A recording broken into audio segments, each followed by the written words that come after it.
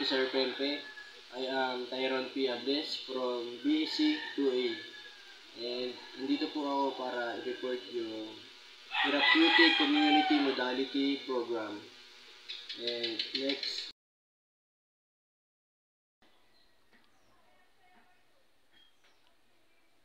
Then, kung mapapansin nyo, sa slide na to is may tatlong bilog. Andito yung PGMP, Bureau of Correction, then PPA or yung Parole and Probation Administration. Then may kanya-kanya silang tawag conforme kung saan ka pumunta. Then pag pumunta ka sa BJMP is ang tawag sa kanila is yung Therapeutic Community Modality Program or yung TCMP. Then pag nasa Bureau of Correction ka naman, ang tawag sa kanila is Therapeutic Center or yung TC din. Then ganun din sa PPA or yung Parole and Probation Administration, ang tawag din sa kanila is TC. Pero kung iba nga lang ito kasi Therapeutic Community sa kanila ang tawag. Magkaiba sila. Community sa PPA, then sa Bucor is Therapeutic Center. Dito na tayo. What is TC? Ano nga ba ang Therapeutic Community? It is an environment that helps people to get help while others helping others. Dito sa therapeutic community is habang tinutulungan mo yung sarili mo makarecover is tinutulungan mo din yung kapwa mo resident upang ma-heal niya yung kanyang sarili or mapa-improve niya yung sarili sa mga kanyang problema na na-commit niya ng na past or ni-heal mo sila sa pamamagitan ng pakikisocialize din, pag-share ng mga experiences and knowledges, and nakakabuti ito sa pag-improve ng kanilang sarili. It is a treatment environment. The interaction of each member are designed to be therapeutic within the context of the norms that require for each other to play the dual role of client or therapist. Ito is isang environment kung saan tinetherapy ang isang kliyente or yung resident na nasa loob nito sa pamamagitan ng paggawa ng mabuting asal or paggagawa ng mabuti. Halimbawa dito is yung vocational training at educational literacy or yung pag-aaral nila. Then may dual role ang resident dito. Pwede silang maging isang client, pwede rin maging therapist. Then, paano nga ba maging therapist na ang isang resident? Nagiging therapist ka sa pamamagitan ng pagbabahagi ng iyong karanasan sa mga client or yung para kang isang big brother. Nagbibigay ka ng suggestion paano mo mapapaunlad ang iyong sarili at yung mga kakapasok lang naman is kliyente muna sila bago maging isang therapist. Self-help social learning treatment. Paano mo nga ba matutulungan ng iyong sarili? Matutulungan mo ang iyong sarili sa pamamagitan ng pakikisalamuha sa mga tao upang mapagtagumpayan mo ang mga challenges sa iyong buhay or para mag-improve ang iyong sarili. Then, social learning treatment, dito nakapulob yung behavioral aspect, intellectual aspect, vocational, and emotional aspect. Ito is matatamo mo lang kung makikisalamuha ka sa mga resident nga, then makikisa ka sa mga recreational activities, and yung mga meeting na pag-share ng mga bawat isa ng kanilang mga learning experiences. Sino nga ba ang mga kliyente?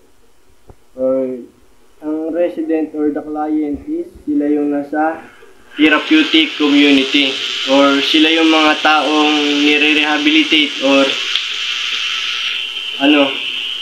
under treatment sa therapeutic community. And ano nga ba yung PDL? Ang PDL or Person Deprived of Liberty is ang tawag sa mga nasa Limbawa is BJMP and Bucor. Ang tawag sa kanila is PDL. Pero pagdating naman sa TCMP or Therapeutic Community Program or TC is ang tawag sa kanila is resident or client. Then, rehabilitation, eliminate future criminal behavior. Bakit nga ba nire-rehabilitate?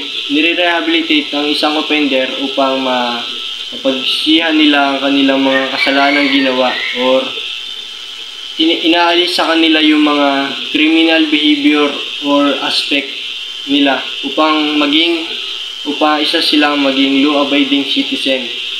Then, yun nga, ang tawag sa nasa TC is client or resident. Then, ang PDL is yung mga nasa BJMP or Bureau of Correction.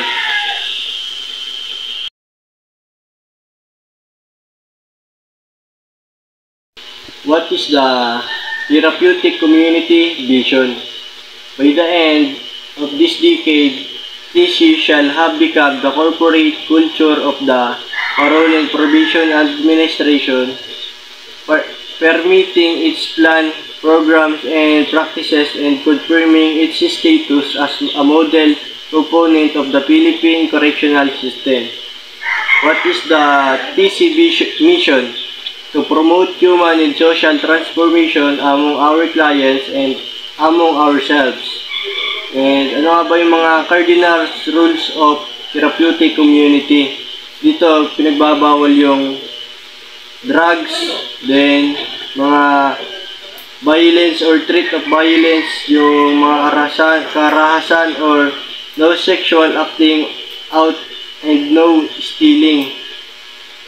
Then, everything an officer does it means to erase street behavior and to lead the offender to be committed to the right living. Then, ano nga ba yun? Bakit pinapatupad ng mga officer sa therapeutic community upang maalis sa kanilang pagkatao yung mga criminal behavior nila or mawala yung mga pagiging criminal nila. Then, ang pinapalit nila is yung mga kabutihang asal, yung mga recreation activities, din yung mga vocational training upang mag-improve ang isang client or yung resident. Then, therapeutic community is a tool that the administration uses to prepare the clients for reintegration to the community as a reform. Then, therapeutic community is isang programa or para ma-preserve nila yung kliyente upang maibalik sa community ng maayos or na reform na or nabago na nila. Or ito sila ay nagiging mabuti ng individual or law-abiding citizen. Then, rehabilitation produce drug-free and law-abiding person. And ito na yung mga resident is nagiging law-abiding and na iiwasan na nila yung masasamang gawain sa kanilang buhay. At doon na po nagtatapos ang aking report sa CA3 or Therapeutic Communities Modality Program. Thank you. And ito po yung mga sources kong ginamit. Gumamit po ako ng YouTube at CapCut.